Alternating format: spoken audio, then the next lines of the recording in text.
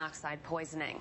And as homeowners work to rebuild, many may have questions about their insurance, and we're joined now by Timothy Marini from FieldEddy. Thank you so much for being with us. You know, a lot of people are concerned about whether tornado damage is covered by typical homeowners insurance.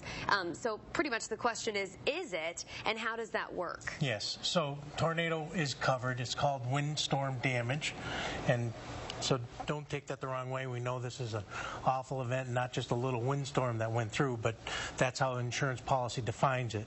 And there's really 4 buckets of money available. There's the home itself. There's unattached structures or garages or sheds, things of that nature. And then there's the actual loss of use of your home, so extra expense, if you will, in getting temporary housing or additional home or something brought into your lot so that you can temporarily live there. And then the actual contents, so the things that you sit on, you read, your TV, your computers, things of that nature. So all four separate buckets available. And that sounds very comprehensive. That's pretty much everything you could possibly worry about.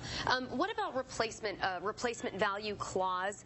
You know, is that the value of your home when you bought it that you're going to get, or is it what it's worth now? Because that's a big difference for a lot of people. That's a great question. So it almost has nothing to do with what you paid for your home. Okay. It has everything to do with how much it's going to cost to rebuild your home.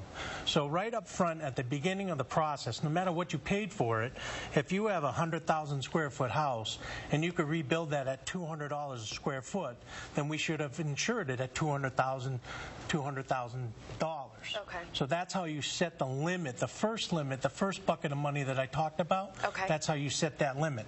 So on average in Western Mass, you're looking at anywhere from $125 to a real beautiful home to $250 to $300 a square foot. So that's the important component, not necessarily what you could sell it for today or what you bought it for yesterday. Good to know. All right. And what about the whole process of making a claim? A lot of people are so new to this, really don't know where to go from here. How long is it going to take for them to get a settlement, all of that?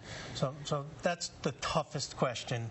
But what I can assure you is that's the time that really depend on your independent agent and your insurance carrier.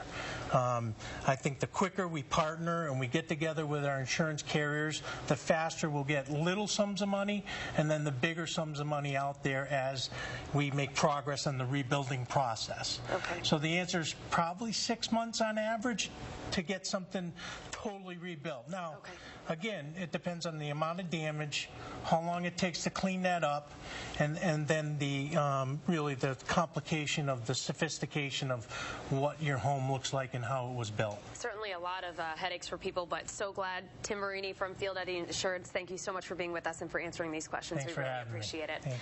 All right, well, if you need help filing a claim for your car, home, or business, you can contact the State Division of Insurance at the number on your screen. It's 617-521-7777. And, of course, you can find all of this information online at WGGB.com. And if you'd like to